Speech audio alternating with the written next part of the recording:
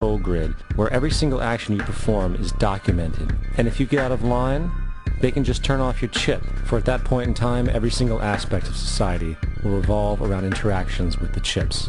This is the picture that is painted for the future if you open your eyes to see it.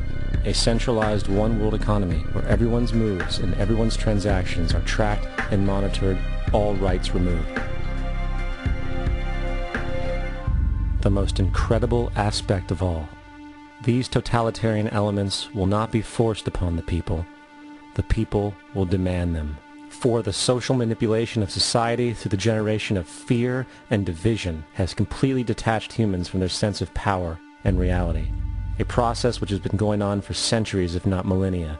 Religion, patriotism, race, wealth, class, and every other form of arbitrary, separatist identification and thus conceit has served to create a controlled population, utterly malleable in the hands of the few. Divide and conquer is the motto, and as long as people continue to see themselves as separate from everything else, they lend themselves to being completely enslaved.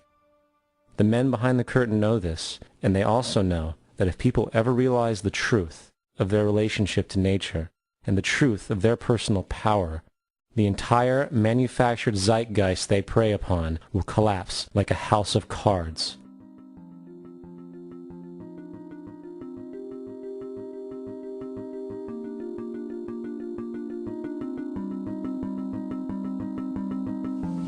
The whole system that we live in drills into us that we're powerless, that we're weak, that our society is evil, that it's crime-ridden, etc., and so forth.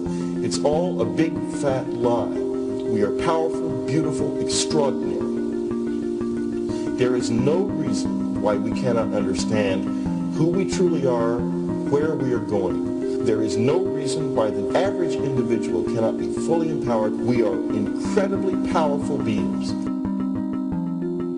I think I spent 30 years of my life, in the first 30, trying to become something. I wanted to become good at things. I wanted to become good at tennis. I wanted to become good at school and grades and everything I kind of viewed in that perspective. I'm not okay the way I am, but if I got good at things, I realized that I had the game wrong. The game was to find out what I already was. Find out what I already was.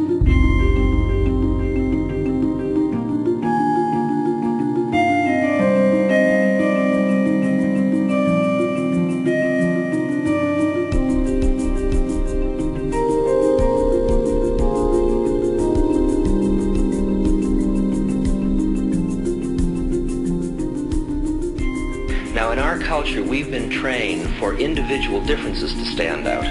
So you look at each person, immediately it is brighter, dumber, older, younger, richer, poorer, and we make all these dimensional distinctions, put them in categories and treat them that way. And we get so that we only see others as separate from ourselves in the ways in which they're separate. And one of the dramatic characteristics of experience is being with another person and suddenly seeing the ways in which they are like you, not different from you, and experiencing the fact that that which is essence in you and which is essence in me is indeed one. The understanding that there is no other. It is all one. And I wasn't born Richard Albert, I was just born as a human being, and then I learned this whole business of who I am and whether I'm good or bad or achieving or not, all that's learned along the way.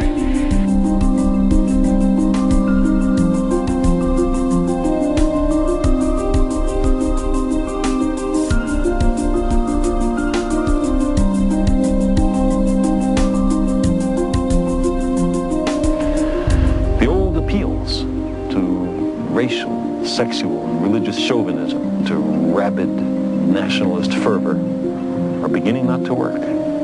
A new consciousness is developing which sees the earth as a single organism and recognizes that an organism at war with itself is doomed.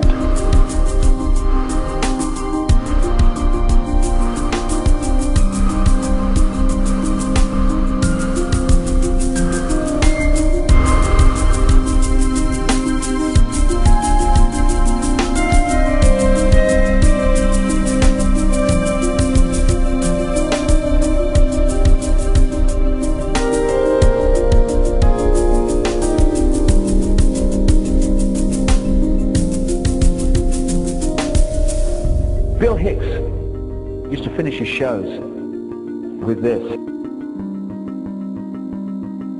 Life's like a ride in an amusement park. And when you go on it, you think it's real. Because that's how powerful our minds are. And the ride goes up and down and round and round. It has thrills and chills, and it's very brightly colored. And it's very loud, and it's fun for a while.